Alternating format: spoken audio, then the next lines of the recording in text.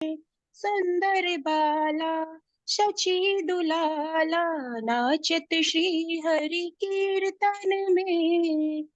कोई गावत है राधा कृष्ण नाम, कोई गावत है हरि गुण गान। मंगल तान मृदंग रसाल, बाजत है कोई रंगन में। सुंदर बाला शची दुलाला, नाचत श्री हरि कीर्तन में। भाले चंदन तिलक मनोहर, अलका शोभे कपोलन में। सुंदर बाला सची दुलाला। हरे कृष्णा, हरि बोल। सभी को दंडवत प्रणाम। हरे कृष्णा माता जी, बहुत हरे सुंदर। कृष्णा माता जी, हरे कृष्णा, बहुत सुंदर भजन। हरे कृष्णा। हरे कृष्णा। जी, तो शुरू करते हैं मंगलाचरण। ओम नमो भगवते वासुदेवाय, ओम नमो भगवते वासुदेवाय, ओम नमो भगवते वासुदेवाय। ओम अज्ञानातिमिरान्धस्य ज्ञानञ्जनं शलाकया चक्षुरुन्मीलितं येन तस्मै श्रीगुरुवे नमः। श्रीचैतन्यमनोभीष्टं स्थापितं येन भूतले स्वयं रूप कदा मह्यं ददाति स्वपदान्तिकम्। वन्देऽहं श्रीगुरु श्रीयुतपदकमलं श्रीगुरून् वैष्णवांश्च श्रीरूपं साग्रजातं सहगण रघुनाथ अन्वितं तं सजीवं साद्वैतं सावधूतं परिजनसहितं कृष्ण चैतन्यदेवं श्रीराधा कृष्णपादान् सहगण ललिता श्रीविशाखा अन्वितांश्च। हे कृष्ण करुणा सिंधु दीनबंधु जगतपते गोपेश गोपिका कांत राधा कांत नमस्तुते। तप्त कांचन गौरांगी राधे वृंदावनेश्वरी विश्वानुसुते देवी प्रणमामि हरिप्रिये। नमः ॐ विष्णुपादाय कृष्णपृष्ठाय भूतले श्रीमते भक्ति वेदांत स्वामिन् इति नामिने।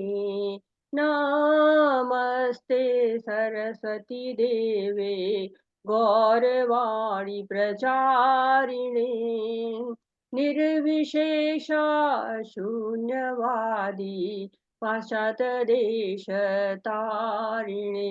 जय श्री कृष्ण चैतन्य प्रभु नित्यानंद श्री अद्वैत गदाधर शिवासादि गौर भक्त वृंद। हरे कृष्णा कृष्ण कृष्णा हरे हरे, हरे रामा राम राम हरे हरे। हरे कृष्णा कृष्ण कृष्णा हरे हरे, हरे रामा राम राम हरे हरे। श्रील प्रभुपाद जी के द्वारा श्रील प्रभुपाद जी की जय। हरे कृष्णा। सभी को हरे कृष्णा। तो आज हम शुरू करते हैं दूसरे अध्याय का जो बचे हुए श्लोक थे उनको शुरू करते हैं। कविता माता जी पढ़ना चाहती हैं श्लोक को, तो पढ़िए। हरे कृष्ण माता जी। हरे कृष्ण। हरे कृष्ण सभी को। श्रील प्रभुपाद की जय। हतो वा प्राप्स्यसि स्वर्ग्यं जित्वा वा भोक्ष्यसे महीम्, तस्मादुत्तिष्ठ कौन्तेय युद्धाय कृतनिश्चयः। हे कुंती पुत्र, तुम यदि युद्ध में मारे जाओगे तो स्वर्ग प्राप्त करोगे, या यदि तुम जीत जाओगे तो पृथ्वी के साम्राज्य को भोग करोगे। अतः दृढ़ संकल्प करके खड़े हो और युद्ध करो। हरे कृष्ण। हरे कृष्णा। तो हमने पढ़ा था कल के रोज में, यानी कि शनिवार के दिन हम लोगों ने पढ़ा था पहले से जो 10वें श्लोक तक है दूसरे अध्याय गीता का सार जो कहा जाता है। इसमें पहले श्लोक से लेके जो 10वां श्लोक है वो उसमें अर्जुन का अनिर्णय रहता है, असमंजस में रहता है, समझ नहीं पाता है क्या करे, और फिर कृष्ण को शरणागत हो जाते हैं और कृष्ण को गुरु रूप में स्वीकार कर लेते हैं। पहले तो मित्र के रूप में थे, तो कह रहे थे कि हे माधव, ये तुम हमसे क्या करा रहे हो? हे जनार्दन, ये तुम तो जनों के पालक हो, तुम हमसे जनों का संहार क्यों करा रहे हो? तो एक मित्र की वाणी थी, दोनों मित्र की तरह बात कर रहे थे। कृष्ण भी कह रहे हैं कि क्या कल्मश आ गया तुम्हारे मन में? ये कल्मश कहाँ से आया तुम्हारे मन में? तो एक मित्रता का जो है वार्तालाप हो रहा था। लेकिन 7वें श्लोक तक आते-आते कृष्ण जो है वो शरणागति स्वीकार कर लेते हैं। अनेक संदेह आ रहे हैं, भ्रांतियाँ आ रही हैं, तो उनको दूर कौन करेगा? गुरु दूर करेंगे। गुरु के जो है वो शरण मिलने से हमारी सारी भ्रांतियाँ दूर हो जाती हैं। और 11 से 30वें श्लोक तक ज्ञान दिया भगवान ने, सांख्य का ज्ञान दिया कि शरीर और आत्मा के बारे में, पदार्थ और आत्मा के बारे में। जो पहला उनका अर्जुन का प्रश्न था कि दया, मुझे करुणा आ रही है, मुझे जो है वो शरीर, इन लोगों को जो मेरे अपने हैं इनको मैं कैसे मार पाऊंगा, दया आ रही है। तो उसके उत्तर में भगवान जो है वो ज्ञान देते हैं, सांख्य का ज्ञान देते हैं। और फिर 31वें से जो है वो जो 37वां श्लोक है वो बताते हैं, अर्जुन के उस प्रश्न का आंसर देते हैं कि आनंद नहीं है। तो भौतिक प्रश्न आया है तो भौतिक उत्तर भी आया है। और उत्तर क्या आया है कि भगवान का कार्य करोगे तुम तो कोई भी पाप नहीं मिलेगा। और आनंद है तो युद्ध करोगे तो जीत गए तो राज्य मिला, हार गए तो स्वर्ग मिल जाएगा, तो आनंद भी है। और अब जो अभी हम जो आगे पढ़ते जाएंगे तो 38 से 53वें श्लोक तक हम बुद्धि योग, निष्काम कर्म योग के बारे में पढ़ेंगे कि ऐसे कर्म कौन से हैं जिनसे कर्म बंधन नहीं लगता है। और उसके बाद जो है वो हम पढ़ेंगे कि स्थिति प्रज्ञ कैसे होते हैं। जो लोग दृढ़ हो जाते हैं, जो मुक्त आत्मा हो जाते हैं, उनको जीवन कैसा होता है, उनके लक्षण कैसे होते हैं, ये हम 72 श्लोक तक पढ़ेंगे, अंत तक 54 से लेकर 72 श्लोक तक। तो ये है हमारा जो संवाद चलेगा, अर्जुन का और कृष्ण का जो संवाद चलेगा वो इस विधि से चलता है। तो यहाँ पर भगवान क्या कह रहे हैं कि तुम अगर जो है जंगल में चले जाते हो कहीं पर, तो क्या होगा तुम्हारा? मर जाओगे। जंगल में जाके भी क्या करोगे?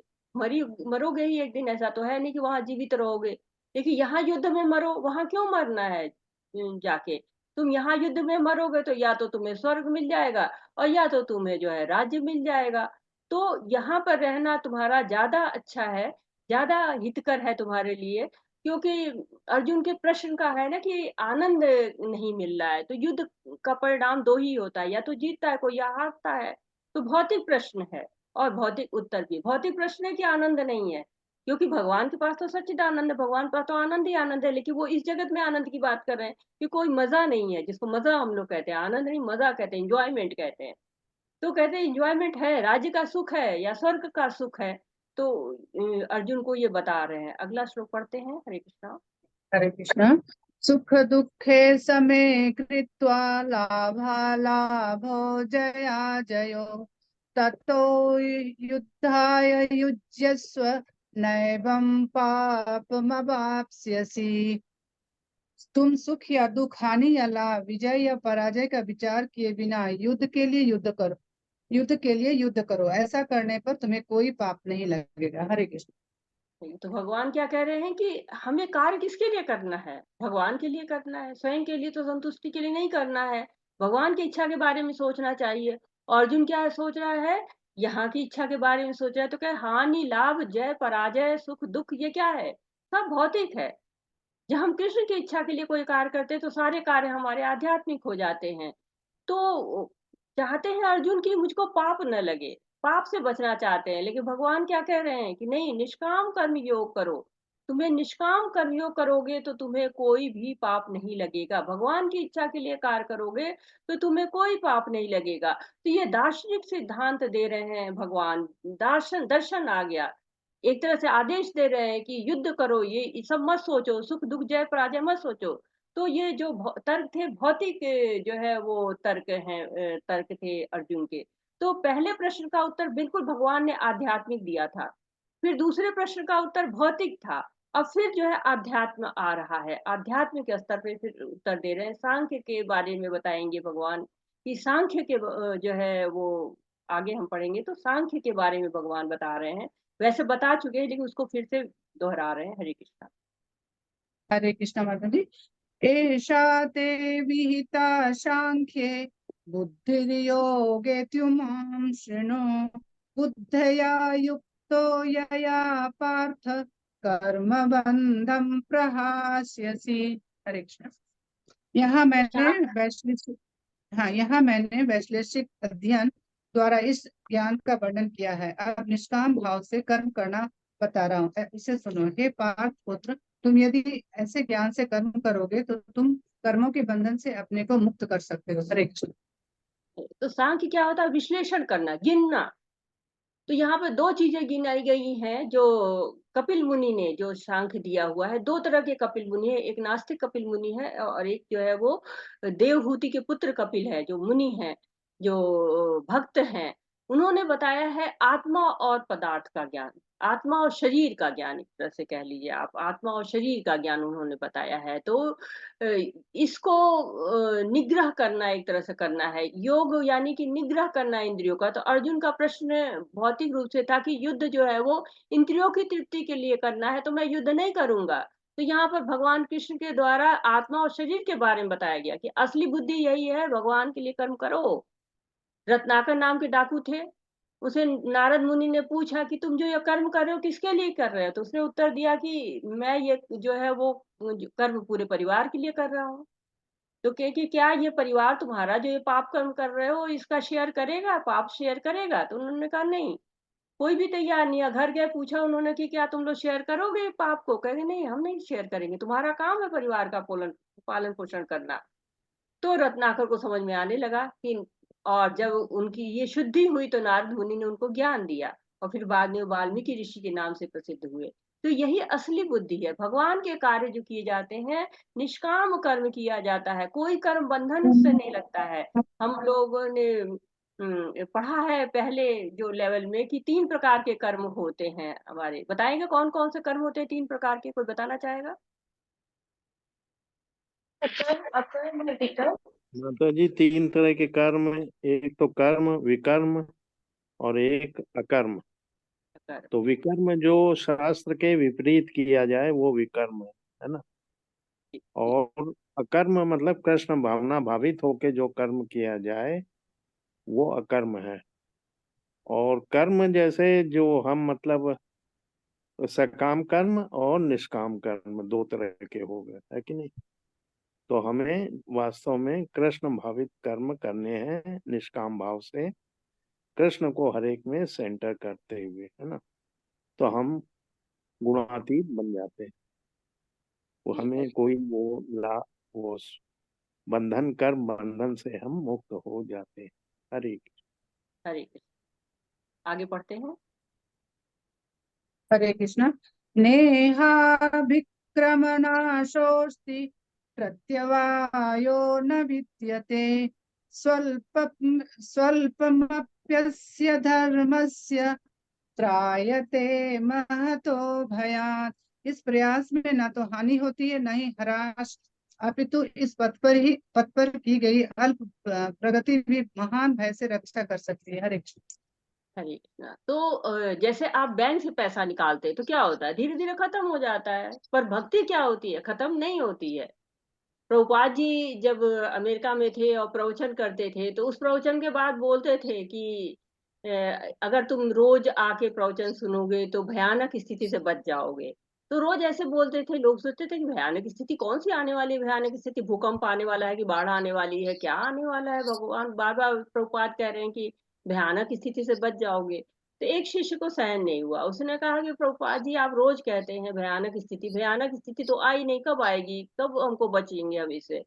तो प्रभुपाद जी ने कहा कि तुम अगले जन्म में बचोगे। किस चीज से बचोगे? जानवर बनने से। इस जन्म में तो तुम जानवरों वाले काम कर रहे हो, आहार निद्रा भय मैथुन।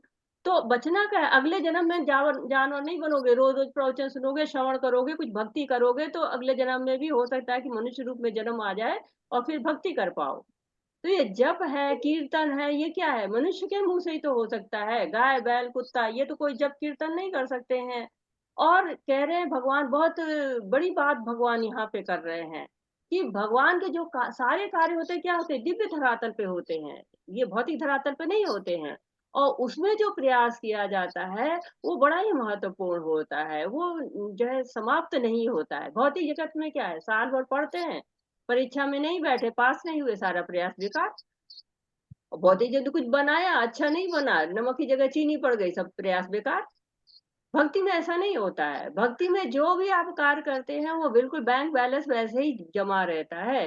जैसे जटायु थे, जटायु छोटा पंछी, रावण कितना जो है बलशाली, जानते थे कि जीत नहीं पाएंगे, लेकिन प्रयास किया उन्होंने। और देखिए लड़ते लड़ते वो हो गए, जख्मी हो गए, तो बाहरी तौर पर से हार गए, सीता माता को नहीं छुड़ा पाए, लेकिन भगवान के हाथों मोक्ष प्राप्त हो गया। छोटी सी गिलहरी थी, भगवान राम की सेवा में लग गई, भगवान के पुल बनाने में सहयोग करने लगी, भगवान स्नेह से हाथ फेरते हैं, छोटे छोटे जो है कंकड़ उठा के लाके जो है वो पुल में डाल रही, सहयोग कर रही। हनुमान जी कह रहे ये देखिए ये आ रही है, ऐसा ना हो हम लोग इतने भारी भारी पत्थर लेके चल रहे, कहीं पैरों के नीचे आके दब जाए, हमारे कार्य में बाधा पड़ रही है। ये तो गिलहरी, तुम किनारे किनारे चलो, तुम तो हम लोग के बीच में बाधा डाल रही हो।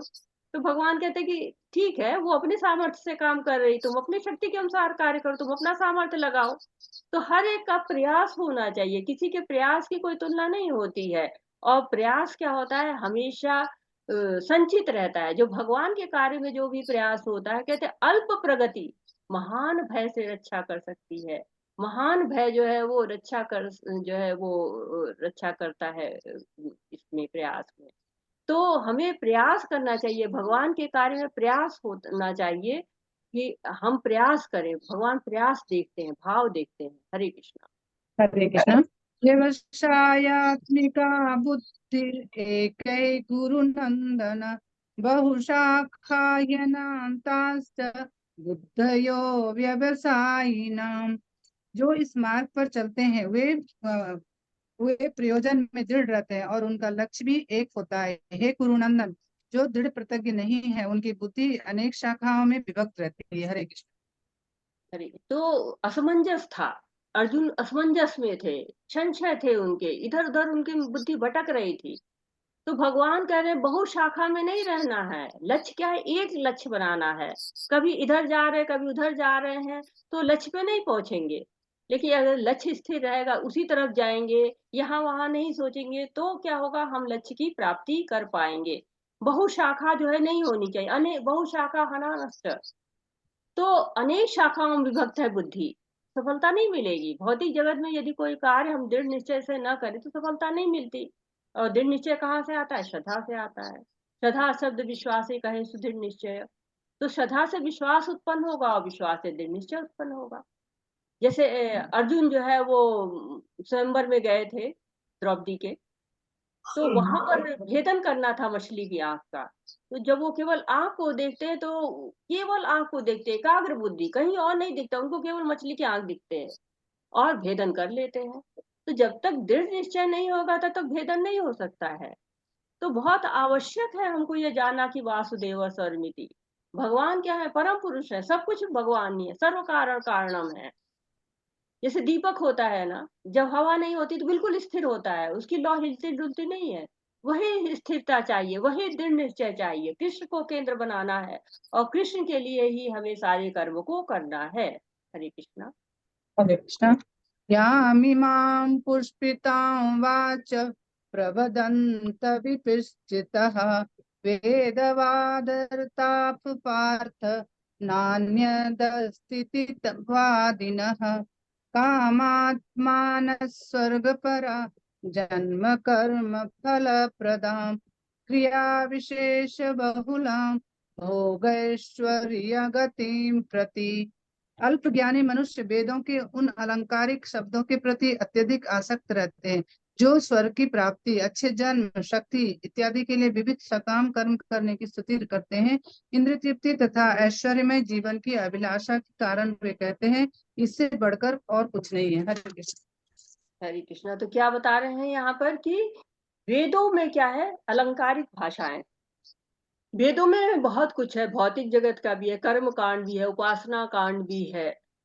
तो लोग वहां पर सकाम कर्म की तरफ ज्यादा आकर्षित होते हैं। सकाम कर्म क्या होते हैं, वो कर्म होते हैं जो होते तो शास्त्र के अनुसार है, वर्णन है वेदों में उनका, लेकिन वो होते किस लिए हैं? स्वयं के स्वार्थ के लिए होते हैं। जैसे होता है ना, हम कहते हैं भगवान जी आप मेरे को पास करा दीजिए, मैं आपको प्रसाद चढ़ाऊँगा। भगवान जी मुझे जो है वो संतान हो जाएगी तो मैं सत्यनारायण भगवान की कथा कराऊँगा। तो ये चीज़ें क्या होती हैं? ये भौतिक स्वार्थ के लिए है, तो वेदों के अनुसार ही, लेकिन किसी को संतान चाहिए, किसी को पत्नी चाहिए, किसी को पति चाहिए, किसी को नौकरी चाहिए, किसी को घर चाहिए। हम इनके लिए जो प्रयास करते रहते हैं, जो कर्म यज्ञ करते रहते हैं, उनको हम सकाम कर्म करते हैं। और निष्काम कर्म क्या है? बिना किसी भी चीज की आशा के, बिना किसी चीज की भौतिक इच्छा के जो कर्म किया जाता है, वो निष्काम कर्म होता है। तो भक्ति योग का जो वेदों में वर्णन किया जाता है, उसका पालन करना है, न कि जो अलंकारिक भाषाएं दी हैं। वेद जब लिखे गए थे तो पता था कि लोग क्या चाहेंगे, लोग आकर्षित किसकी तरफ से होते हैं? स्वर्ग चाहिए, उच्च लोक चाहिए, जहां जाके भोग कर सके, और जो है वो अच्छे जन्म, अच्छे घरों में जन्म मिले हमको। तो ये सब जो प्रयास हम करते हैं, ये जो है वो सकाम कर्म कहलाते हैं। तो इनमें नहीं पड़ना चाहिए। हरे कृष्ण। हरे कृष्ण। भोगैश्वर प्रसक्तानां तया प्रहित चेतसां व्यवसायत्मिका बुद्धि समाधौ न विधीयते। जो लोग इंद्रिय भोग तथा भौतिक ऐश्वर्य के प्रति अत्यधिक आसक्त होने से ऐसी वस्तुओं से मोहग्रस्त हो जाते हैं, उनके मनों में भगवान के प्रति भक्ति का दृढ़ निश्चय नहीं होता। हरे कृष्ण। हाँ, तो क्या होता है? दो चीजें होती हैं, दो बाधाएं आती हैं। जो हम भगवान की भक्ति करना चाहते हैं, हमारा मन एकाग्र नहीं होता है, तो दो चीजें आती हैं। एक तो आता है कि इंद्रिय भोग, कैसे ज्यादा से ज्यादा भोग कर सके।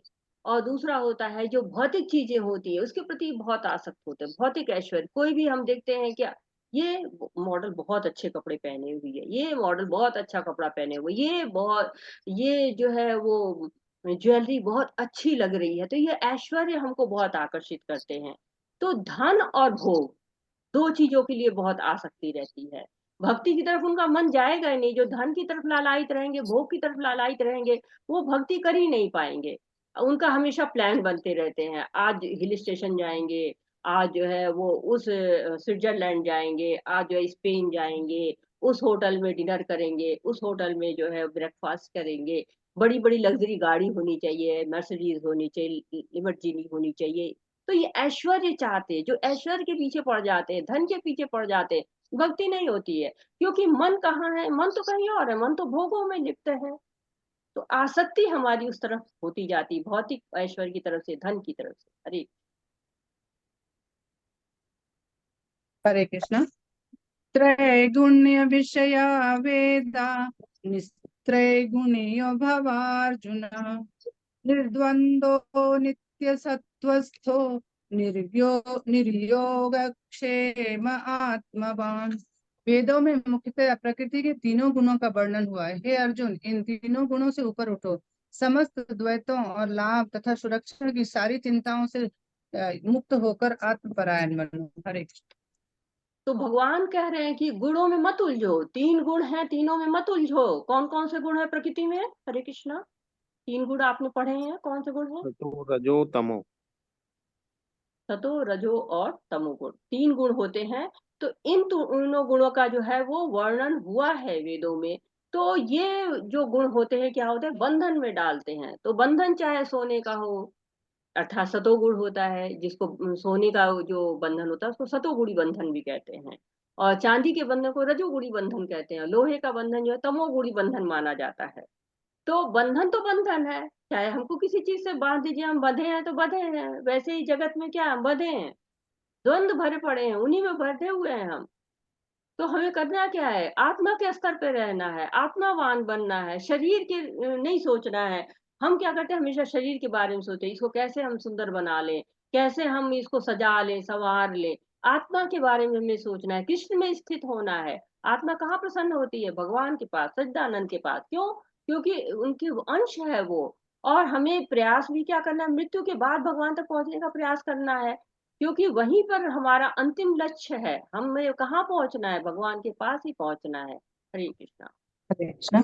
यावानर्थ उदपाने सर्वतः सम्प्लुतोदके तावान् सर्वेषु वेदेषु ब्राह्मणस्य विजानतः। एक छोटे से बूंद पर सारा कार्य एक विशाल जलाशय से तुरंत पूरा हो जाता है। इसी प्रकार वेदों के आंतरिक तात्पर्य जानने वाले को उनके सारे प्रयोजन सिद्ध हो जाते हैं। हरे कृष्णा। ठीक है ना। तो ये जो आंसर मिल रहा है वो उसका मिल रहा है कि अगर परिवार की परंपराएं नष्ट होंगी, अगर लोग चले जाएंगे, तो परिवार में जो पितृ यज्ञ होते हैं ये सब कैसे हो पाएंगे, पितरों को पानी कहाँ से मिलेगा। तो कहते हैं कि उदाहरण दिया है कि गांव में जैसे कई कई कुएं होते हैं, कहीं पे पानी पिया जाता है, कहीं पे कपड़ा धोने के कार्य करते हैं, कहीं पे स्त्रियां नहाती हैं, कहीं पुरुष नहाते हैं, अलग अलग कुएं होते हैं। परंतु यदि नदी होती है तो सारा कार्य एक ही जगह पे हो जाता है। तो इसी तरह से अगर भगवान को अगर हम मान लेते हैं, भगवान की ही भक्ति हम करते हैं, तो हमें इन्हें छोटी छोटी जगहों पे जाने की जरूरत नहीं पड़ती है, छोटे छोटे जलाशयों के लिए नहीं जरूरत पड़ती है, क्योंकि पशु को पीना है और मनुष्य को पानी पीना है, तो तरह तरह की व्यवस्थाएं की जाती हैं। परंतु जो बड़ा जलाशय है उसी से हम पेड़ को भी पानी दे सकते हैं, उसी से पशु भी पानी पी लेते हैं। मतलब नदियां जैसे होती है, नदियां बड़ा जलाशय होती हैं, तो नदियों को पानी चलता रहता है, इकट्ठा नहीं होता है, तो वो हमेशा स्वच्छ रहता है, तो सारे काम में आता है। वैसे ही हमें जब सकाम कर्म की जगह क्या करना है, निष्काम कर्म करना है। निष्काम कर्म करेंगे तो क्या है, सकाम कर्म हमारे अपने आप ही हो जाएंगे, उनके लिए हमें अलग से प्रयास नहीं करना पड़ेगा। हरे कृष्णा। हरे कृष्णा। कर्मण्येवाधिकारस्ते मा फलेषु कदाचन मा कर्मफल हेतुर्भूर्मा ते संगो सत्वकर्मणि। तुम्हें अपना कर्म कर्तव्य करने का अधिकार है, किंतु कर्म के फलों के तुम अधिकारी नहीं हो। तुम ना तो कभी अपने आपको अपने कर्मों के फलों का कारण मानो, ना ही कर्म ना करने में कभी आसक्त हो। हरे कृष्ण। देखिए, तो ये श्लोक बहुत ही फेमस है, सामान्य जीवन में बोलते रहते हैं हम लोग। पहली लाइन का प्रयोग आप लोग भी करते होंगे और बहुत इंपॉर्टेंट भी है, बहुत फेमस है। तो ये श्लोक कहता क्या है कि पहला है तुम्हारा अधिकार जो है कर्म करना है, दूसरा फलों पर तुम्हारा अधिकार नहीं है, तीसरा फलों पर अधिकार रखते हैं तो आसक्ति पैदा होती है। तो ये कई चीजों को बताता है श्लोक, और क्या कह रहा है कि न ही कर्म न करने में कभी आसक्त हो। तो कई चीजों को बता रहे हैं कि कर्म करो लेकिन बिना आसक्ति के करो। जब आसक्ति हो जाती है तो क्या होता है, कर्म फल जो है बंधन लगता है, फलों पर अधिकार नहीं है। बहुत लोग कहेंगे कि अरे कर्म करें हम और बंधन अधिकार हमारा नहीं है, तो ये कैसे है। तो आप एक उदाहरण बताते हुए, जैसे लोग क्या करते हैं कि एक किसान होता है, तो मिट्टी अच्छी करता है, आम का बीज लगाता है, आम लगाता है, तो सारे आम भगवान को दे देता है। तो ये कौन सा कर्म कहलाएगा। अगर कोई किसान आम का पेड़ उगाए और कुछ सालों में, 4-5 सालों में वो आम निकलेगा और वो सारे आम को भगवान को अर्पित करते हैं, तो ये कौन सा कर्म कहलाएगा। हरे कृष्ण। कोई बताएगा। निष्काम ये काम कर। निष्काम सकाम कर्म हुआ कहलाता है। माता जी। लेकिन ऐसा करे कि थोड़ा सा अपने लिए रख ले और बाकी भगवान को चढ़ा दे, ये कौन सा कर्म कहलाएगा। सकाम। सकाम कर्म कहलाएगा। लेकिन भगवान क्या कहते हैं, भाई आदमी का तो ये होता है कि भाई सारा मुझको रखना है, मैं क्यों मतलब दूं, मैंने मेहनत की मैं रखूंगा। तो दो तरह के लोग होते हैं, एक तो कर्म भोगी होते हैं जो कि सारा आम स्वयं ले जाते हैं, और दूसरे कर्म योगी होते हैं जो कि जो है वो भगवान को अर्पित करते हैं और भगवान को दे के खाते हैं। तो भगवान कहते हैं कि भाई जमीन हमारी है, तुम लेके तो आए नहीं थे, बादल हमारा था, पानी हमने बरसाया, सूरज हमारा था जिसने जो है वो प्रकाश दिया, जिससे पोषण हुआ पेड़ का, तो वो भी है। जिस शक्ति से तुम कार्य कर रहे हो, पुरुषार्थ जो तुम कर रहे हो वो भी हमारा है। न दूं मैं पुरुषार्थ तो तुम तो अपनी उंगली भी नहीं हिला पाओगे, तो तुम्हारा है क्या। तुम्हारा तो कुछ भी नहीं है। तुमको यही लगता है कि नहीं मैंने काम किया तो मुझे सब मिलना चाहिए, तो ये तुम्हारा है क्या। तुम्हारा तो कुछ भी नहीं लगा हुआ है। जब हम इस भावना से कार्य करते हैं कि सब कुछ भगवान का है, भगवान को ही अर्पण करना है, तो क्या होता है, तब हमारा कार्य निष्काम कर्म हो जाता है। हरे कृष्ण। आगे। योगस्थः कुरु कर्माणि सङ्गं त्यक्त्वा धनञ्जय सिद्धयै सिद्ध्यो समो भूत्वा समत्वं योग उच्यते। हे अर्जुन, जय अथवा पराजय की समस्त आसक्ति त्याग कर समभाव से अपना कर्म करो, ऐसी समता योग कहलाती है। हरे कृष्ण। हाँ, तो ऐसी समता क्या कहलाती है? योग कहलाती है। तो भगवान बता रहे कि वास्तविक योग क्या हो, हमेशा एक समान रहना है, आसक्त नहीं होना है, जय हो पराजय हो कुछ भी हो, हमें आसक्ति नहीं होनी है, हमें एक जैसे ही रहना। धनंजय, तुम तो धन जो है वो लेके आए हो, इतना धन तुमने प्राप्त किया हो अर्जुन, तुम जो है वो सारी आसक्तियों को त्याग दो और समभाव से अपना कार्य करो। कोई भी तुमको आसक्ति नहीं रखना है। योग का अर्थ केवल ये नहीं होता है कि हमने हाथ पैरों की एक्सरसाइज कर ली, सांस पे नियंत्रण कर लिया, नहीं। योग का अर्थ होता है युक्त होना, भगवान से युक्त होना। क्योंकि जो इंद्रियां हमारी बड़ी चंचल है, जब हम भगवान से युक्त कर देते हैं तो क्या होता है, भगवान का कार्य करती है। कहते हैं है ना कि अनासक्त सविषयान यथारहम उपयुंजते, निर्बंध कृष्ण संबंधे युक्तम वैराग्य उच्यते। तो युक्त करना है अपने आप को, जय पराजय के बारे में नहीं सोचना है। सफलता और विफलता किसके हाथ में है? भगवान के हाथ में। हरे कृष्ण। हरे कृष्ण। दूरेन यवरं कर्म बुद्धि योगा धनंजय, बुद्धौ शरणमन्विच्छ कृपाण फल हेतवः। हे धनंजय, भक्ति के द्वारा समस्त ग्रहित कर्मों से दूर रहो और उसी भाव से भगवान की शरण ग्रहण करो। जो व्यक्ति अपने सकाम कर्म फलों को भोगना चाहता है वे कृपण है। हरे कृष्ण। हरे, तो कृपण है वो। कृपण का प्रयोग कहाँ हुआ इसके पहले? कंजूस। इसी अध्याय में। कार्पण्य दोषों में माता जी। हाँ, कार्पण्य दोषो उपहि स्वभाव, तो पहले भी 7वें श्लोक में इसका प्रयोग हो चुका है। कृपण कौन है? जो कि कृपण दुर्बलता, मनुष्य का शरीर प्राप्त किया और भगवत धाम जाने का प्रयास नहीं कर रहा है। अब आपके पास जो है मान लीजिए कि मोबाइल है, अब उस मोबाइल को अगर पेपर वेट की तरह यूज कर रहे हैं तो क्या है, आप कृपण हैं। क्योंकि मोबाइल इतने पैसे वाला है, उसका पेपर वेट की तरह क्यों यूज करना है? उसके बहुत सारे प्रयोग है। आप जूम में आके श्रवण कर सकते हैं, कीर्तन कर सकते हैं। तो जब शरीर हमारा है, उससे हम भजन कर सकते हैं भगवान का, और उसे हम भौतिक भोगों में लगा रखे हैं, तो क्या है, हम कृपण हैं।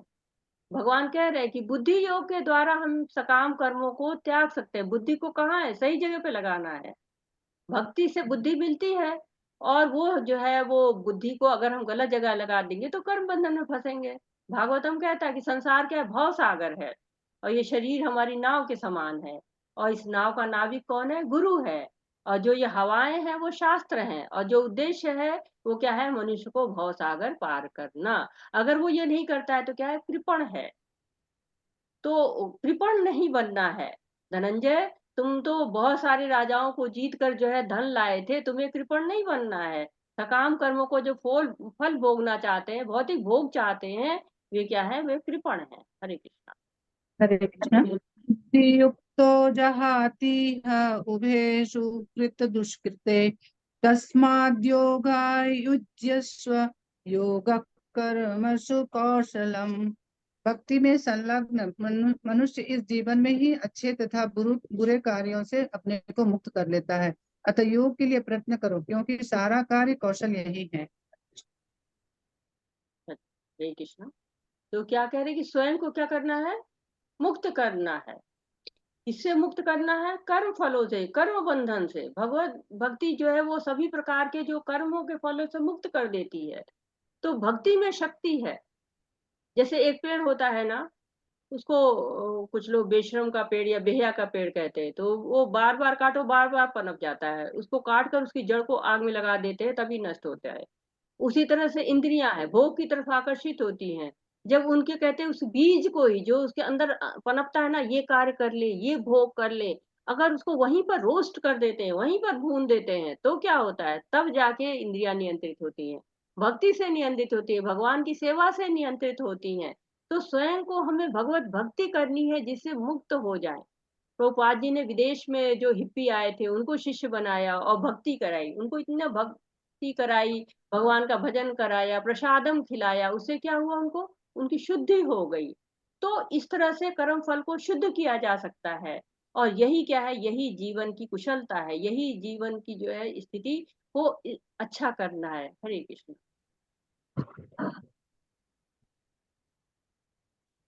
कृष्ण 51 ना।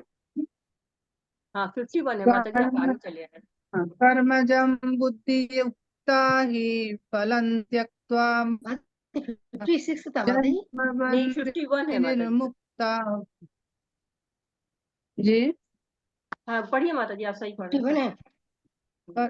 जन्म बंध विनिर्मुक्ता पदं गच्छन्त्यनामयम्। इस तरह भगवत भक्ति में लगे रहकर बड़े बड़े ऋषि मुनि अथवा भक्तगण अपने आप को इस भौतिक संसार में कर्म के फलों से मुक्त कर लेते हैं। इस प्रकार वे जन्म मृत्यु के चक्र से छूट जाते हैं और भगवान के पास जाकर उस अवस्था को प्राप्त करते हैं जो समस्त दुखों से परे है। हरे कृष्ण। कृष्णा, जैसे अब आप ऊपर हो गए, आपने अपनी साधना की और आप आगे पहुंच गए, मुक्त पुरुष हो गए, तो वेद शास्त्र का अध्ययन करके आध्यात्मिक प्रगति हो गई। अब आपके लिए कोई नियम नहीं है। क्यों क्यों नियम नहीं है? क्योंकि आप जो है वो गलत कार्य कर ही नहीं सकते हैं। तो भगवान कह रहे हैं कि आपको अगर जन्म मृत्यु और जरा व्याधि के चक्र से जो है मुक्ति पानी है तो क्या करना है? हमको भगवान से भक्ति करनी है, कृष्ण भावना मृत होना है, अकर्म करना चाहिए, पुनरपि जन्मम पुनरपि मरणम, इससे मुक्ति पानी है। ये जन्म मृत्यु जरा व्याधि के कष्ट से मुक्ति पानी है। तो ये ऋषि मुनि क्या होते हैं? ये ऋषि मुनि जो है इनसे मुक्त होते हैं। 50वें श्लोक में बताया था कि कृपण कैसे होते हैं, और इस श्लोक में बता रहे कि ऋषि मुनि कैसे होते हैं। तो ऋषि मुनि मुक्त होते हैं, इन चक्रों से छूट जाते हैं। माधवेंद्र पुरी का उदाहरण दिया था प्रभुपाद जी ने कि प्रभुपाद जी कहते हैं कि माधवेंद्र पुरी जी मुक्त पुरुष हो गए थे, तो वो केवल नियमों का पालन नहीं करते थे, वो केवल नमस्कार करते थे भगवान को। क्यों? क्योंकि वो मुक्त हो चुके थे, सारे नियमों से ऊपर हो चुके थे। कभी ऐसे लोग, ऐसा नहीं है कि नहीं ऐसे नियम इनके लिए क्यों नहीं है, क्यों? क्योंकि वो कभी नियमों से बाहर जा ही नहीं सकते, वो हमेशा नियमों के अंदर ही रहेंगे। वो बिना कहे ही नियमों के अंदर रहेंगे, इसलिए वो सब नियमों से ऊपर हो जाते हैं। हरे कृष्ण। यदा ते फलिनं व्यतीतरिष्यति तदा गन्तासि निर्वेदं श्रोतव्ययस्य श्रुतस्य च। जब तुम्हारी बुद्धि मोह रूपी सघन वन को पार कर जाएगी तो तुम सुने हुए तथा सुनने योग्य सबके प्रति अन्य मनस्क हो जाओगे। हरे कृष्ण। तो क्या कह रहे हैं कि दो बातें हैं इसमें, कि एक तो है कि मोह क्या है, सघन वन की तरह से है, या कह सकते हैं कि दलदल की तरह से है। सघन वन होता है तो क्या होता है, भटक जाते हैं, निकल नहीं पाते हैं हम। कैसे कहाँ रास्ता है समझ में नहीं आता, यहाँ वहां भटकते रहते हैं। दलदल है तो जो खींचता है वो भी खींचता चला जाता है, जो बाहर निकालना चाहता है वो भी फंसता जो अंदर की ओर जाता जाता है। दलदल से लगातार नीचे की ओर खिसकते रहे, ऊपर निकलना बहुत मुश्किल होता है। उसके लिए तो बहुत ही मजबूत ऊपर भी होना चाहिए जो कि निकाल सके उस दलदल से।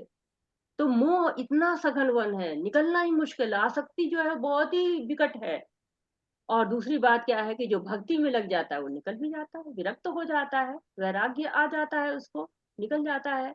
तो सघन वन है और निकलना, दो चीजें बताई गई हैं। तो अनमनस्क हो जाओगे यानी कि तुम्हारी आसक्ति समाप्त हो जाएगी, विरक्त हो जाओगे तुम, विरक्ति आ जाएगी तुम्हारे अंदर। तो भक्ति में बहुत शक्ति है। हरे कृष्ण। प्रतिपन्ना ते यदा स्थासेति निश्चला समाधावचला बुद्धिस्तदा योगमावाप्स्यसि। हरे कृष्ण। जब तुम्हारा मन वेदों की अलंकारमय भाषा से विचलित न हो और वह आत्म साक्षात्कार की समाधि में स्थिर हो जाए तब तुम्हें दिव्य चेतना प्राप्त हो जाएगी। हरे कृष्ण। तो ये श्लोक वो श्लोक है जो कि अर्जुन के मन में जिज्ञासा उत्पन्न कर रहा है। जिज्ञासा आती है ये कैसे लोग हैं? तो कह रहे कि ऐसे लोग हैं जो कि भगवान में उनकी दृढ़ बुद्धि है। समाधि क्या है? भगवान में दृढ़ बुद्धि होना। आत्म साक्षात्कार क्या है? भगवान के साथ अपने संबंध का ज्ञान हो जाना, कि जीवे स्वरूप हो नित्य कृष्ण दास, ये जान जाना, यही आत्म साक्षात्कार है। तो जब भगवान की भक्ति में कोई दृढ़ हो जाता है तो विचलन नहीं होता है, उसका मार्ग में कोई बाधा आती ही नहीं है। भगवान कहते समाधा वचला बुद्धि, यानी कि ऐसी बुद्धि जो बिल्कुल भगवान में स्थिर है, भगवान की दिव्य चेतना में स्थिर है। तो अर्जुन के मन को जिज्ञासा देता है ऐसे लोग भी होते हैं, कैसे होते हैं? पढ़ते हैं अगले श्लोक में। हरे कृष्णा। हरे कृष्ण। स्थित प्रगस्य का भाषा समाधिस्थस्य केशव स्थित किम प्रभाषेत किमासीत ब्रजेत किम। अर्जुन ने कहा, हे कृष्ण, अध्यात्म में लीन चेतना वाले व्यक्ति स्थित प्रज्ञ के क्या लक्षण है, वह कैसे बोलता है तथा उसकी भाषा क्या है, वह किस तरह बैठता और चलता है। हरे कृष्ण। हरे कृष्ण। तो कई जो है वो प्रश्न आ गए हैं अर्जुन के। स्थिति प्रज्ञस्य का भाषा, जो स्थिर बुद्धि है, दिव्य चेतना में जिसकी बुद्धि स्थिर हो गई है, उसकी भाषा क्या होती है। कि प्रभाषित, कैसे बोलता है। हिमासीत, कैसे बैठता है। कैसे बैठता है मतलब कि उसका इंद्रियों पर नियंत्रण कैसे है। हिमा ब्रजे, कैसे चलता है, उसके चलने का उद्देश्य क्या है। तो कई प्रश्न आ गए हैं कि जो लोग स्थिति प्रज्ञ हो जाते हैं वो कैसे बोलते हैं, कैसे उठते हैं, कैसे चलते हैं। होता है ना, हमें पूछते हैं कि अरे वो तो बहुत बड़े आदमी हैं, तो क्या खाते हैं, क्या पीते हैं, कैसे चलते हैं, जानने की जिज्ञासा होती है। अर्जुन की भी जिज्ञासा हो गई, बताइए स्थिति प्रज्ञ लोग कैसे होते हैं। क्योंकि अर्जुन देख रहे कि हाँ, दृढ़ चेतना वाले लोग, मेरी बुद्धि तो असमंजस में है, मैं तो सोच रहा हूँ युद्ध करूं कि ना करूं, असमंजस में हूँ, एक द्वंद में फंसा हुआ हूँ इस। लेकिन भगवान ऐसे लोग हैं जिनकी बुद्धि द्वंद में नहीं होती है, तो ऐसे लोग कैसे होते हैं। हरे कृष्ण। हरे कृष्ण।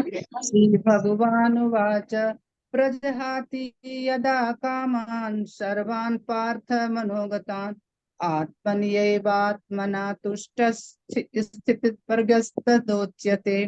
श्री भगवान ने कहा, हे पार्थ, जब मनुष्य मनोधर्म से उत्पन्न होने वाली इंद्रिय तृप्ति की समस्त कामनाओं का परित्याग कर देता है, जब इस तरह से विशुद्ध हुआ उसका मन आत्मा में संतोष प्राप्त करता है, तो वह विशुद्ध दिव्य चेतना को प्राप्त स्थित प्रज्ञ कहा जाता है।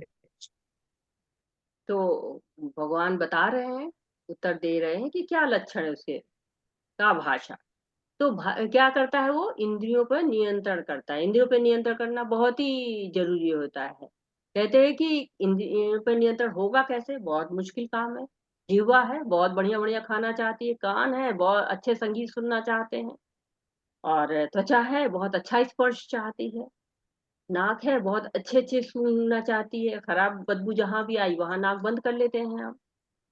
तो कैसे इन पे नियंत्रण करें। ये तो हमेशा और अच्छा और अच्छा और अच्छा करते हैं। जैसे हम पहले पढ़ चुके, इंद्रियां तौलती हैं कि ये बढ़िया कि वो बढ़िया, रसगुल्ला खाऊं कि पेड़ा खाऊं कि रसमलाई खाऊं, तौलती रहती है हमेशा किसमें ज्यादा आनंद आएगा।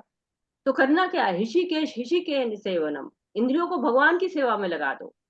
तो हम सब में इच्छा होती है कि हम अपनी इंद्रियों को संतुष्ट करें, लेकिन अगर हम अपनी इच्छा को ये इच्छा बना लें कि हम भगवान की इंद्रियों को संतुष्ट करेंगे, भगवान को बढ़िया भोग लगाएंगे और फिर उसको खा लेंगे और संतुष्ट हो जाएंगे, भगवान को बढ़िया फूल चढ़ाएंगे और निर्माल्य होगा तो उसी फूल को सूंघेंगे, तो ये क्या हो गई, ये हमारी जो है वो इंद्रियों के नियंत्रण करती जाती है। लेकिन अगर इंद्रिय की मांग को पूरा करते जाएं तो नहीं, आज यहाँ पे डिनर किया है तो कल वहां पे डिनर करेंगे, आज कल और अच्छी रेस्टोरेंट में डिनर करेंगे, उससे अच्छे होटल में डिनर करेंगे, उससे भी जो है 3 स्टार में किया है तो 5 स्टार में करेंगे, 5 स्टार के तो 7 स्टार में करेंगे, 7 स्टार में किया तो जो है बाहर विदेशों में करेंगे। तो ये क्या होता है, मांग बढ़ती जाती, जितना तृप्त करो भोग को मांग बढ़ती जाएगी। जैसे खुजली हो जाए ना, कितनी भी जो है वो खुजली हो जाए तो खुजाते रहो खुजाते रहो, बड़ा आनंद आता है। लेकिन अंत किसमें होता है, अंत ये होता है कि हम खून निकल आता है, कष्ट हो जाता है। तो भगवान को संतुष्ट करना है, अपने आप को संतुष्ट नहीं करना है। जैसे हनुमान जी थे, हमेशा सोचते थे कि भगवान राम संतुष्ट है कि नहीं, वो अपनी संतुष्टता के लिए कोई कार्य नहीं करते थे। हमेशा जो है उनके मन में रहता था भगवान संतुष्ट है कि नहीं, भगवान का काम हमको मिल जाए, ये काम भी हम कर ले, ये काम भी हम कर ले। तो हनुमान जी हमेशा भगवान की इंद्रियों को संतुष्ट करने में लगे रहते। गोपियां हमेशा भगवान के जो कृष्ण को संतुष्ट करने में लगी रहती, उनको नहीं कुछ और नहीं चाहिए, भगवान संतुष्ट रहे, भगवान के लिए वो सारे कार्य करना चाहते हैं। तो हमें भी क्या करना है, भगवान के लिए सारे कार्य करना है। जो स्थिति प्रज्ञ होता है वो क्या करता है, सारी इंद्रिय तृप्ति की कामनाओं को जो है त्याग कर देता है। हरे हरे कृष्ण। दुःखेष्वनुद्विग्न मनसा सुखेषु विगत स्पृहा वीतराग भय क्रोध स्थित धीर मुनि रुच्यते। जो त्रय तापों के जो त्रय तापों के होने पर भी मन में विचलित नहीं होता अथवा सुख में प्रसन्न नहीं होता और जो आसक्ति भय तथा क्रोध से मुक्त है वह स्थिर मन वाला मुनि कहलाता है। हरे कृष्ण। हरे कृष्णा माता जी। तो क्या बता रहे हैं यहाँ पे कि त्रय तापों से विचलित नहीं होता है। दूसरा प्रश्न है ये कि कैसे आचरण करता है कि त्रय तापों से विचलित नहीं होता है, वो आचरण है उसका। त्रय ताप कौन कौन से है, कोई बताएगा? आदि दैविक, आदि आदि भौतिक और आदि भौतिक, आध्यात्मिक। आदि दैविक, आदि भौतिक और तीसरा आदि जैविक, आध्यात्मिक, आदि आध्यात्मिक। आदि। बिल्कुल। तो दैविक ताप होते हैं, आदि दैविक ताप होते हैं कि बाढ़ आ गई, भूकंप आया, दैविक प्रकोप कोई भी हो। और अधिभौतिक होता है कि जैसे कि मच्छर ने काट लिया, मलेरिया हो गया, सांप ने काट लिया, तो जो प्रकृति से कष्ट मिलता है। और आध्यात्मिक यानी खुद के विचारों से, हमारे विचार भी हमको बहुत तंग करते रहते हैं, उल्टी सीधी बातें आती हैं मन में, कष्ट होता है, ईर्ष्या आती है, नहीं एक विज्ञापन आता ना, उसकी साड़ी मेरी साड़ी से सफेद कैसे, तो ये जो है वो क्या ईर्ष्या है। तो इस तरह के जो भाव आते हैं ये भी तंग करते हैं। उनको ज्यादा यश मिला, उनको ज्यादा जो है वो मिला, उनको ये फैसिलिटी ज्यादा मिल गई, तो ये क्या होता है, ईर्ष्या आती है, ये भी जो है हमको कष्ट पहुंचाता है। हरे कृष्णा। कोई और पढ़ना चाहता है श्लोक? हरे हरे कृष्णा। कोई और पढ़ रहा है माता जी? जो है अत्रई बात है, आपने लिखा था ना शायद कि नहीं पढ़ सकते, तो फिर इसलिए मैंने। ओके, यस पढ़ती, मैं कंटिन्यू करती हूँ माता जी। करिए। यस सर्वत्र निविस्त्रेह तत्प्राप्य शुभाशुभम नाभिनन्दति न द्वेष्टि तस्य प्रज्ञा प्रतिष्ठिता। इस भौतिक जगत में जो व्यक्ति न तो शुभ की प्राप्ति से हर्षित होता है और न अशुभ के प्राप्त होने पर उससे घृणा करता है, वह पूर्ण ज्ञान में स्थिर होता है। हरे कृष्ण। हरे। तो क्या है, ये हलचल वाले लोग नहीं है, क्योंकि भौतिक जगत में क्या हमेशा हलचल रहती है, हमेशा परिवर्तन होता रहता है, ऋतुओं का परिवर्तन होता है, समय का परिवर्तन होता है, जो है समस्याओं का परिवर्तन होता है, हमेशा हलचल रहती है, द्वंद्व बना ही रहता है। लेकिन जो स्थिति प्रज्ञ होता है उसको परिणामों से कोई मतलब फर्क नहीं पड़ता, कोई प्रभाव उस पर नहीं पड़ता, अप्रभावित रहता है वो। ये परिणाम चाहे अच्छा हो चाहे बुरा हो, क्यों? क्योंकि कृष्ण पर आश्रित है। अवश्य रक्षवे कृष्णा, कृष्ण अवश्य रक्षा करेंगे। उसको कुछ सोचते कि जो भी अच्छा होगा बुरा होगा सब मेरे लिए लाभकर होगा, सब मेरे लिए शुभ होगा। वो शुभ अशुभ सोचता ही नहीं है, शुभ अशुभ नहीं, सब कृष्ण के द्वारा दिया हुआ है, अच्छा है चाहे बुरा है, पूर्ण ज्ञान है उसका, तो अप्रभावित सा रहता है। हरे कृष्णा। हरे कृष्ण। हरे कृष्ण। यदा संघर्ते चायं कुर्मोऽङ्गाणीव सर्वशः इन्द्रियाणीन्द्रियार्थेभ्यस्तस्य प्रज्ञा प्रतिष्ठिता। जिस प्रकार कछुआ अपने अंगों को संकुचित करके खोल के भीतर कर लेता है, उसी तरह जो मनुष्य अपने इंद्रियों को इंद्र विषयों से खींच लेता है वह पूर्ण चेतना में दृढ़ता पूर्वक स्थिर होता है। हरे कृष्ण। तो बहुत सुंदर उदाहरण दिया है भगवान ने कि कैसे नियंत्रण करता है स्थिति प्रज्ञ अपनी इंद्रियों पे। तो कछुए का उदाहरण देते हैं कि कछुआ जब परेशानी आती है ना, तो अपने सारे जो पैर और होते हैं सब इंद्रियां जितनी होती है अंदर कर लेता है, संकुचित कर लेता है। तो उस अवस्था में तो शेर भी उस पर हमला करे तो शेर भी उसका बाल बांका नहीं कर पाता है। तो ऐसे ही स्थिति प्रज्ञ होता है, वो अपनी इंद्रियों को ऐसे आत्म संतुष्टि में नहीं लगाता है, विषय भोग में नहीं लगाता है, भगवान की सेवा में लगाता है, क्योंकि जो भी हम कर्म करते हैं उसे कर्म फल आते हैं। लेकिन भगवान के अंदर वो शक्ति होती है कि आपका कर्म फलों को जो है वो नियंत्रित कर दें। अगर भगवान में सब कुछ अपने कर्म समर्पित कर दिए तो उनका कोई भी कर्म बंधन लगता ही नहीं है। स्थिति प्रज्ञ अपने लिए कोई कार्य नहीं करता है, उसकी सारी इंद्रियां जो है उसके नियंत्रण में रहती हैं, जैसे कछुए की उसके नियंत्रण में रहती हैं, वैसे उसकी भी सारी इंद्रियां उसके नियंत्रण में रहती हैं। हरे कृष्ण। हरे कृष्ण।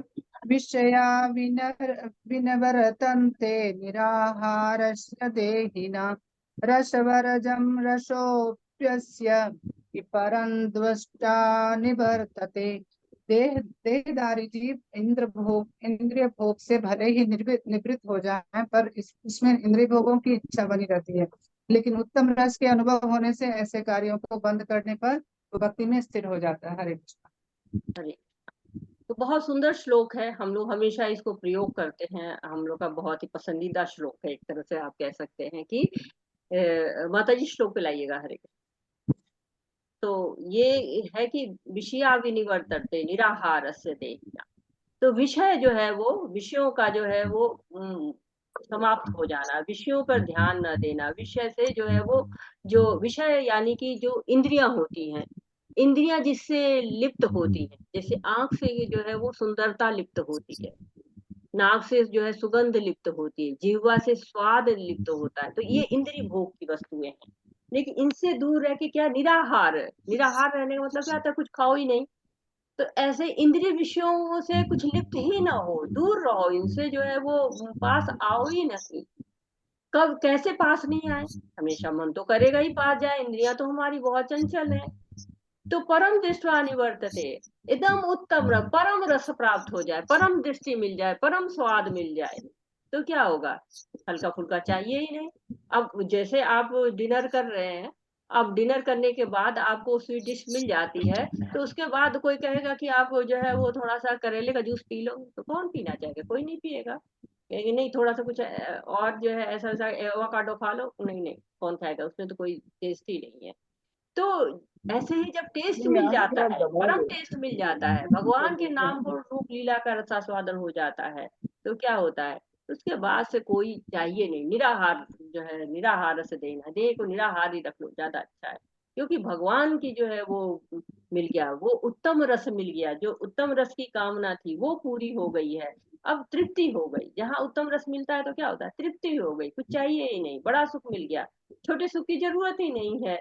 तो ये है वो, ये श्लोक बता रहा है कि हमको जब परम दृष्टवा मिल जाता है, परम जो है वो टेस्ट मिल जाता है, अच्छा हायर टेस्ट मिल जाता है, तो लोअर टेस्ट हमारे लिए किसी काम का नहीं होता है। तो भगवान का रस क्या है, कृष्ण भावना में, तो अमृत क्या है, कृष्ण भावना अमृत, कृष्ण भावना का जब अमृत मिल जाता है, हायर टेस्ट मिल जाता है, तो फिर किसी छोटी मोटी टेस्ट की जरूरत ही नहीं रह जाती। अरे हरे कृष्ण। यत् तो ह्यपि कौन्तेय पुरुषस्य विपिश्चितः इन्द्रियाणि प्रमाथीनि हरन्ति प्रसभमनः। हे अर्जुन, इंद्रियां इतनी प्रबल तथा वेगवान है कि वे उस विवेकी पुरुष के मन को भी बलपूर्वक हर लेती है, जो उन्हें बस में करने का प्रयत्न करता है। हरे कृष्ण। तो क्या है, इंद्रियां बहुत प्रबल हैं, बहुत ज्यादा प्रबल है, कहते हैं ना कि चंचला ही मन कृष्णा, मन बहुत चंचल है, इंद्रियों का स्वामी है मन, और उसको रोक पाना बड़े बड़े मुनि ऋषियों मुनियों के बस का भी नहीं है। अब आपको कोई ऐसे ऋषि याद आ रहे हैं जिनको ऐसे इंद्रिय विषयों ने परेशान कर दिया?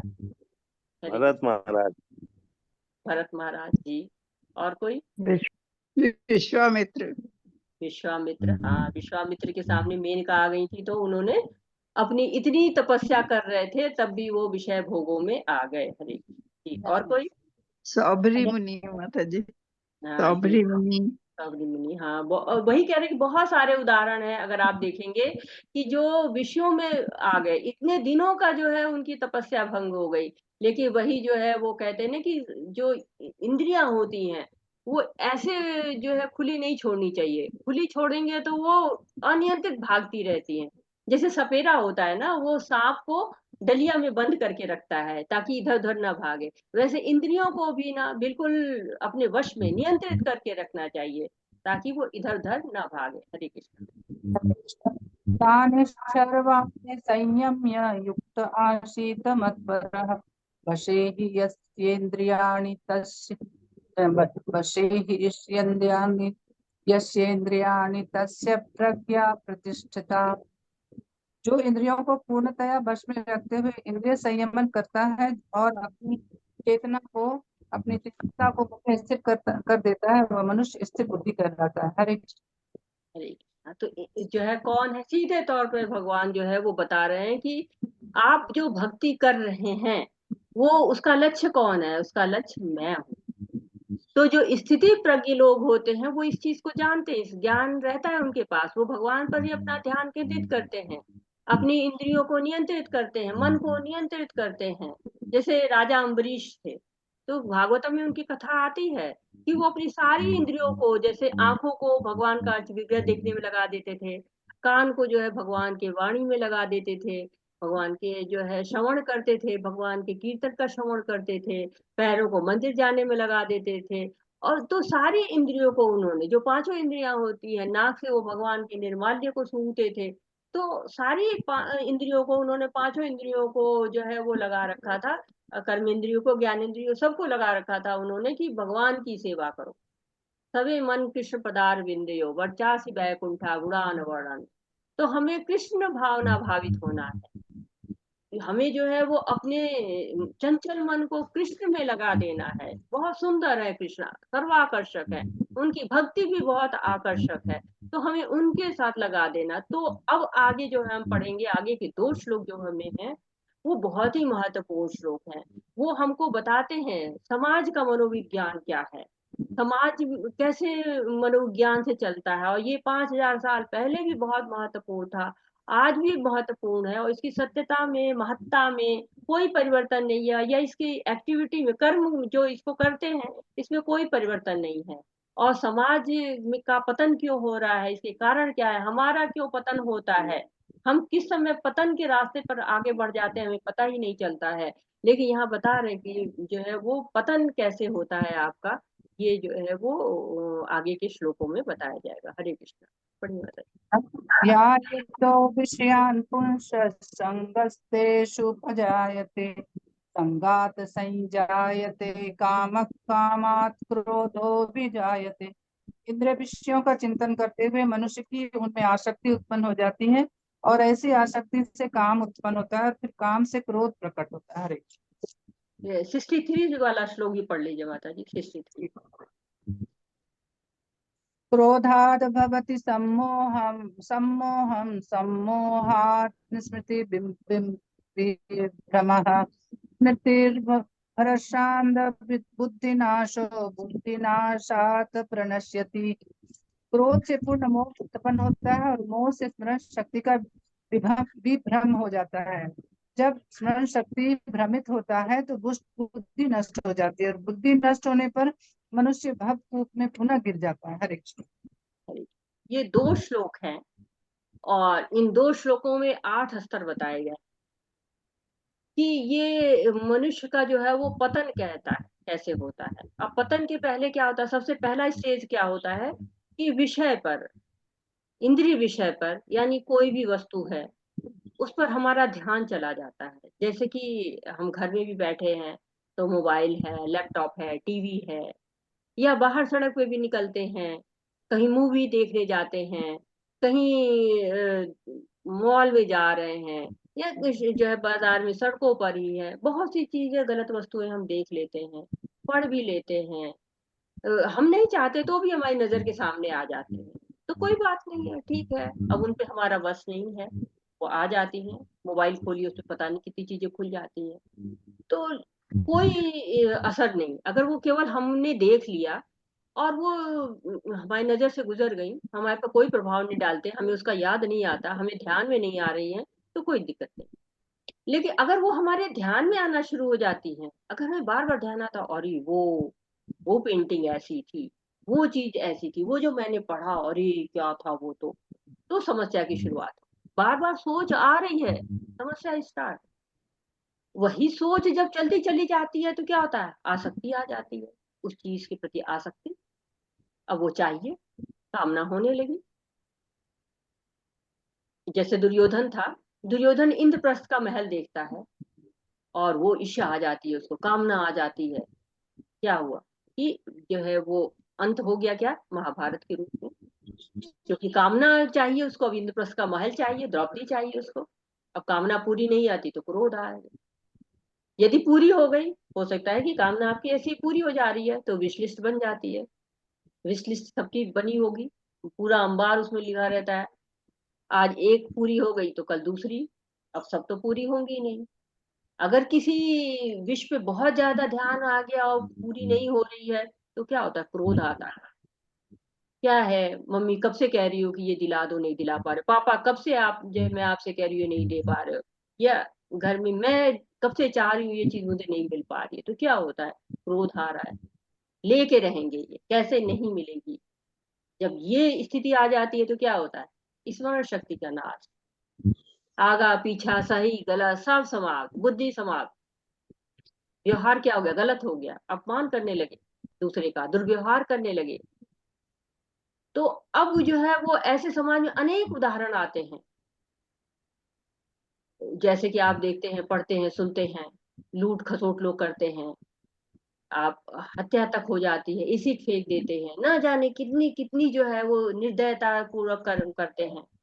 तो यदि हम किसी भी स्तर पे रुक जाते हैं तो हम कुछ भी बिगड़ता नहीं। जैसे हम कोई चीज, महंगी चीज है, चाहते हैं मिल जाए, नहीं मिलती है, कोई बात नहीं है, लेकिन अगर उसी की कामना बढ़ती चली जाए, लेके रहेंगे, तीव्र आसक्ति आ गई, क्रोध आ गया, मानसिक संतुलन बिगड़ रहा है, सही गलत का ध्यान नहीं है, बुद्धि का जो है वो नाश हो गया, पतन हो गया, तो क्या होगा, समाप्त सब कुछ। तो हम किसी भी स्तर पे रुक जाएं कि ये ठीक नहीं है, हमारे पास धन नहीं है, कुछ दिन बाद हो जाएगा, तो पतन से बच जाएंगे। ये चीज हमारे इस्तेमाल की नहीं है, पतन से बच गए। भगवत गीता इसमें बहुत मदद करती है हमारी। अगर हम इसको जीवन में उतार लेते हैं, ईशोपनिषद में है, ईशावास्य सिद्धांत है कि सब कुछ भगवान का है, भगवान के द्वारा संचालित है, भगवान के द्वारा नियंत्रित है। अगर हम ये सोच लेते हैं या ये जान लेते हैं कि सर्वे भूमि गोपाल की, सब कुछ गोपाल का ही है, अगर हम ये जान जाते हैं तो हम जो है वो भवकूप में नहीं गिरते, बुद्धि हमारी नष्ट नहीं होती है। तो हमें किसी भी स्तर पे रुकना है। पतन का जो है ये कारण है, और ये कई जगहों पे पढ़ाया जाता है ये श्लोक कि पतन क्यों होता है, लोग पतन के रास्ते पे कैसे चले जाते हैं, पतन से कैसे बच सकते हैं, ये जो है वो जगह जगह बताते हैं। तो हमें जो है वो इस रास्ते को देखना चाहिए, सोचना चाहिए, जब भी हम पतन की तरफ जा रहे हैं तो हमें इस बात पर ध्यान देना चाहिए। हरे कृष्ण। कहीं रुकना है हमको, कहीं पे रुक जाएंगे हमारा पतन नहीं होगा। हरे कृष्ण। राग द्वेष विमुक्तस्तु विषयानिन्द्रियैश्चरणम् आत्मवैश्यैर्विधेयात्मा प्रसादमधिगच्छति। किंतु समस्त राग तथा द्वेष से मुक्त एवं अपने इंद्रियों को संयम द्वारा वश में करने में समर्थ व्यक्ति भगवान की पूर्ण कृपा प्राप्त कर सकता है। तो अब क्या हो रहा है, अब चौथे प्रश्न का उत्तर आ रहा है कि स्थिर प्रज्ञ चलता कैसे है। तो चलते तो हम पैरों से हैं, अब ये स्थिति प्रज्ञ कैसे चलता है, तो वो अपनी इंद्रियों को भगवान की सेवा में लगा देता है। अब इंद्रिय विषय है, नाक है तो बहुत सुंदर जो है वो सूंघना चाहेगी कि अच्छी अच्छी सुगंध हमको मिले, आंख है तो बहुत अच्छे सौंदर्य देखना चाहेगी। तो अभी हमने पढ़ा है कि ये अगर हम देखते हैं और उसके बाद उसी में पड़ जाते हैं, उसी को मोह सम्मोह में पड़ जाते हैं, आसक्ति आने लगती है, बुद्धि का नाश होने लगता है, तो पतन आता है। लेकिन अब क्या है, धीरे धीरे बता रहे उन्नति कैसे हो। 64वें और 65वें श्लोक में उन्नति का वर्ण कि जिनकी इंद्रियां जो है स्वतंत्र है, वश में नहीं है, तो यदि वस्तु प्राप्त हो गई तो आसक्ति, राग नहीं मिली तो जो है वो द्वेष ईर्ष्या, परंतु इंद्रियां वश में हो जाती हैं तो क्या होता है, हमें हमेशा भगवत कृपा का प्रसाद मिलता है। राग और द्वेष जो है क्या होता है, इंद्रियों को जो है वो जकड़ता है। लेकिन अगर राग द्वेष से मुक्त हो जाते हैं तो इंद्रियां वश में आ जाती हैं, संयम में आ जाती हैं और भगवान की कृपा मिलती है। तो उन्नति का साधन ही बताया, पतन बताया है पहले, फिर बताया कि उन्नति कैसे होगी। हरे प्रसादे सर्व दुःखानां हानिरस्योपजायते प्रसन्न चेतसो याशु बुद्धि प्रियवतिष्ठते। इस प्रकार से कृष्ण भावनामृत में तुष्ट व्यक्ति के लिए संसार के तीनों ताप नष्ट हो जाते हैं और ऐसी तुष्ट चेतना होने पर उसकी बुद्धि शीघ्र ही स्थिर हो जाती है। हरे कृष्ण।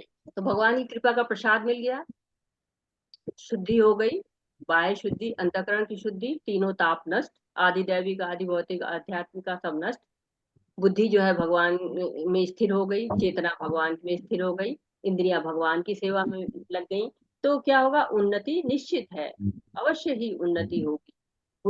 इस तरह कृष्ण भावनामृत में रहना चाहिए। कृष्ण भावनामृत में संतुष्ट होता है, सब तरह से वो संतुष्ट होता है। हरे कृष्णा।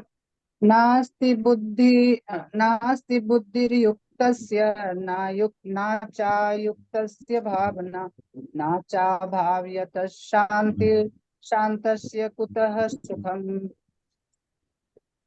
जो कृष्ण भावनामृत में परमेश्वर से संबंधित नहीं है, उसकी ना तो बुद्धि दिव्य होती है और ना ही मन स्थिर होता है, जिसके बिना शांति की कोई संभावना नहीं है। शांति के बिना सुख हो भी कैसे सकता है। हरे कृष्ण। हरे कृष्णा। तो सुख कहाँ है? जहाँ शांति। शांति कहाँ है? जहाँ कृष्ण है। कहा है ना, शांति सूत्र हम 5वें अध्याय में पढ़ चुके हैं। तो जो है, भोक्ताराम यज्ञ तपसा सर्वलोक महेश्वरम हृदय सर्वभूतानां ज्ञाति शांति रिच्छति। तो शांति कहाँ है? जहाँ कृष्ण है। कृष्ण भावनामृत अगर हो जाते हैं तो हमारी बुद्धि दिव्य होती है, मन स्थिर होता है, शांति आती है। और शांति नहीं तो सुख नहीं। अशांतस्य कतः सुखम। अशांत रहेंगे तो कहाँ सुख है, मन में हलचल रहेगी। ऐसा व्यक्ति तो भगवान से संबंध भी नहीं बना पाता है। हरे कृष्णा। हरे कृष्ण। इंद्रियाणाम हि चरितायन्मनोनुविधा विधीयते तदस्य हरति प्रज्ञा वायुर्नावमिवाम्भसि। जिस प्रकार पानी में तैरती नाव को प्रचंड वायु दूर बहा ले जाती है, उसी प्रकार विचरणशील इंद्रियों में से कोई एक जिस पर मन निरंतर लगा रहता है, मनुष्य की बुद्धि को हर लेती है। हरे कृष्ण। हरे कृष्णा। तो क्या कह रहे हैं इस श्लोक में? पहले तो जो हम लोगों ने इसके पहले वाला श्लोक पढ़ा था, 66वां श्लोक पढ़ा था, उसमें कहा गया था कि उपयुक्तस्य, जो भगवान से युक्त नहीं है, अयुक्तस्य, जो भगवान से युक्त नहीं है। तो जो भगवान से युक्त नहीं होगा उसकी तो इंद्रियां वैसे ही विचलित होती रहेंगी। जैसे कि बाढ़ आती है या सुनामी आती है तो पूरा गांव का गांव जो है बहा ले जाती है। तेज वायु चलती है तो क्या होता है, नाव टिक नहीं पाती है। अनाउंसमेंट होती है कि मछुआरे निकल के ना आए, मछुआरे जो है वो अपने घरों में रहें, क्योंकि लहर आने वाली है। तो जब आती है, इंद्रियों की जब लहर आती है, इंद्रियां जब विचलित करती रहती हैं, तो क्या होता है, बहुत ऐसे होता है जैसे कि पानी में तैरती नाव हो और बहुत तेज वायु चल रही है, दूर बहा ले जाए। वैसे ही मन जो है वो मन जो है वो अगर वश में नहीं होता है, नियंत्रण में नहीं होता है, तो क्या करता है, बुद्धि को हरण कर लेता है। मन बहुत प्रबल है। अर्जुन कहते हैं, चंचला ही मना कृष्णा प्रमथा बलवा दृढ़ तस्या निग्रहम मन्या वायु रीव दुष्करम। वायु से भी मुश्किल है इसको रोकना। वायु को रोकना आसान है, लेकिन मन को रोकना आसान नहीं है। हरे कृष्णा। तस्मादस्य महाबाहो निग्रहितानि सर्वशः इन्द्रियाणीन्द्रियार्थेभ्यः तस्य प्रज्ञा प्रतिष्ठिता। हे महाबाहु, जिस पुरुष की इंद्रियां अपने अपने विषयों से सब प्रकार से विरत होकर उसके वश में है, उसी की बुद्धि निसंदेह स्थिर है। तो किसकी बुद्धि स्थिर है? जिसने इंद्रिय तृप्ति की प्रबल भावनाओं को नियंत्रित कर लिया है। तो प्रबल भावनाएं होती हैं इंद्रियों की, और उनको नियंत्रित करके करना क्या है, भगवान में लगा देना है। जो हमारी आसक्ति इंद्रियों के प्रति थी, उसको भगवान की तरफ लगा देना। यही क्या होता है, स्थिति प्रज्ञ का लक्षण होता है। लेकिन जिसका मन और इंद्रिय वश में नहीं है, उसकी बुद्धि भी स्थिर नहीं हो सकती, वो स्थिति प्रज्ञ नहीं बन सकता है, क्योंकि इंद्रियों को नियंत्रित करके ही स्थिति प्रज्ञ हुआ जा सकता है। हरे हरे कृष्ण।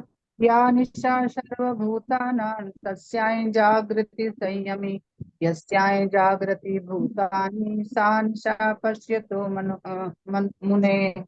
जो सब जीवों के लिए रात्रि है, वह आत्म संयमी के जागने का समय है, और जो समस्त जीवों के जागने का समय है, वह आत्म निरीक्षक मुनि के लिए रात्रि है। हरे कृष्णा। तो क्या कह रहे हैं, अब ये थोड़ा समझ थे कि ये क्या है, ये जाग रहे वो सो रहे हैं, क्या कह रहे हैं भगवान।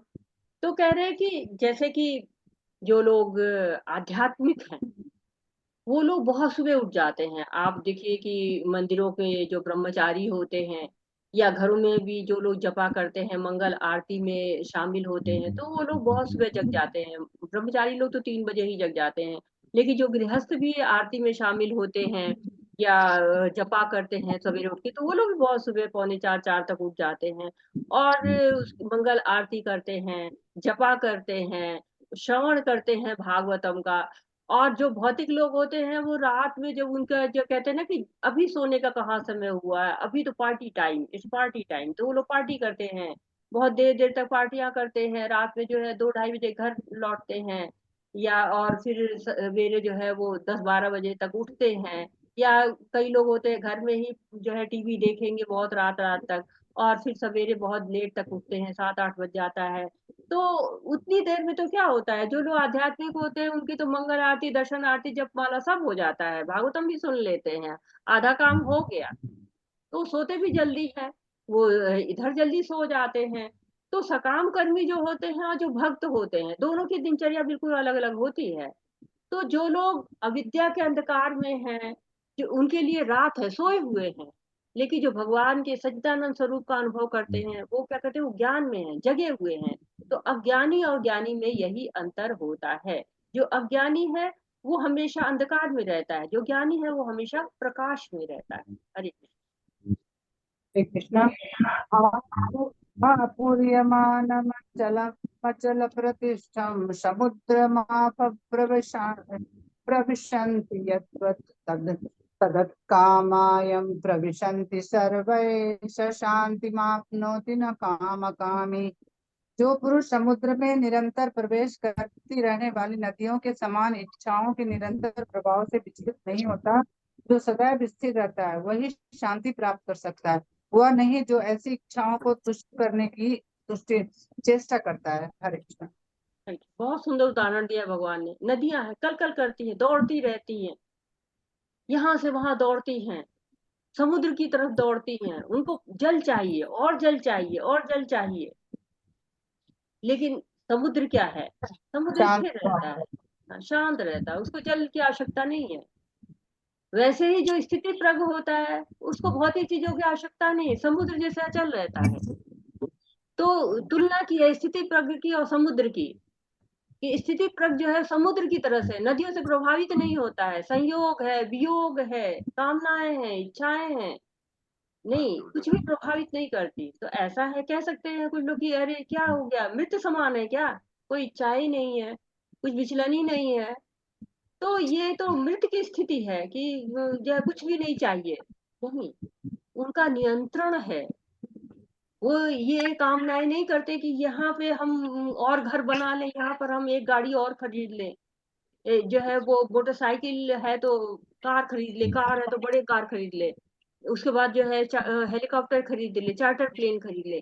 तो ये उनका जो है वो ध्येय नहीं रहता है, वो स्थिर रहते हैं। आ जाए चाहे जितनी नदियां गिरती जाए, उनको कोई असर नहीं होता। नदियां आए तो भी कोई फर्क नहीं, नहीं आए तो भी कोई फर्क नहीं है। लेकिन नदियां क्या है, हमेशा कल कल कल कर दौड़ती रहती। तो ये अंतर होता है साधारण व्यक्ति में और स्थिति व्यक्ति में। ठीक है। हरे कृष्ण। विहाय कामान्य सर्वान् पुमाश्चरिति निःस्पृहः निर्ममो निरंकार शांतिमधिगच्छति। जिस व्यक्ति ने इंद्रजित्त की समस्त इच्छाओं को परित्याग कर दिया है, तो इच्छाओं से रहित रहता है, और जिसने सारी ममता त्याग दी है तथा अहंकार से रहित है, वही वास्तविक शांति को प्राप्त कर सकता है। हरे कृष्ण। हरे कृष्णा। तो क्या बता रहे हैं, अब अर्जुन के जो प्रश्न थे उनका जो है वो उत्तर मिल गया है। और उत्तर मिल गया है अर्जुन के प्रश्न का, क्या उत्तर मिल गया है कि अब जो है वो भगवान सारे उत्तरों को देने के बाद कह रहे हैं, बुलेट पॉइंट की तरह से दे रहे हैं। जो उनके 5 प्रश्न थे, दया था, दया का उत्तर मिल गया कि हम शरीर नहीं है, हम आत्मा हैं। और दूसरा प्रश्न था कि कोई आनंद नहीं है, उसका जो है वो उत्तर मिल गया कि युद्ध में जीतोगे तो स्वर्ग मिलेगा और हारोगे तो राज्य मिलेगा। और तीसरा उत्तर था कि पाप का भय था। तो उनका कि भक्त जो है वो जो भक्ति की गतिविधियां करते हैं, जो भगवान की इच्छा को पूरा करते हैं, वो पाप नहीं होता है। और पारिवारिक परंपराओं में उन्होंने बताया कि तुम प्रेरणा बनो, जो है एक आदर्श की तरह से बनो। और असमंजस का बताया कि भगवान की सेवा करो और गुरु की सेवा करो, तो असमंजस तुम्हारा नहीं रहेगा। ये जो है 5 प्रश्न थे। इन 5 प्रश्नों का उत्तर देने के बाद भगवान क्या कर रहे हैं, अब बुलेट पॉइंट दे रहे हैं कि वो जो निरंकार है, क्या है, अहंकार रहित है, निर्ममो, सारी ममता उन्होंने त्याग दी है। हरे कृष्णा, कोई आवाज आ रही, मेरी आवाज इको कर रही है या किसी और की आवाज आ रही है? नहीं, किसी की आवाज आ रही है, म्यूट कर ले प्लीज। माता जी कोई शायद माला कर रहा है। हाँ, सभी हाँ म्यूट। हाँ, म्यूट कर लीजिए प्लीज। तो कह रहे कि जो निहंकार है, जो अहंकार ही नहीं है जिनके अंतर्गत, निर्ममो है, मतलब कि किसी प्रकार की ममता नहीं है, सारी ममता उन्होंने त्याग दी है। ममता त्याग देने का मतलब नहीं कि कठोर हो गए हैं, नहीं, मतलब उन्होंने आसक्ति त्याग दी है, निष्क्रिय है, इच्छा रहित हो गए हैं। विहाय कामानि सर्वान्, इंद्रिय तृप्ति की इच्छा समाप्त हो गई, त्याग कर दिया है, सबसे जो है वो दूर हो गए हैं, सबसे रहित हो गए हैं।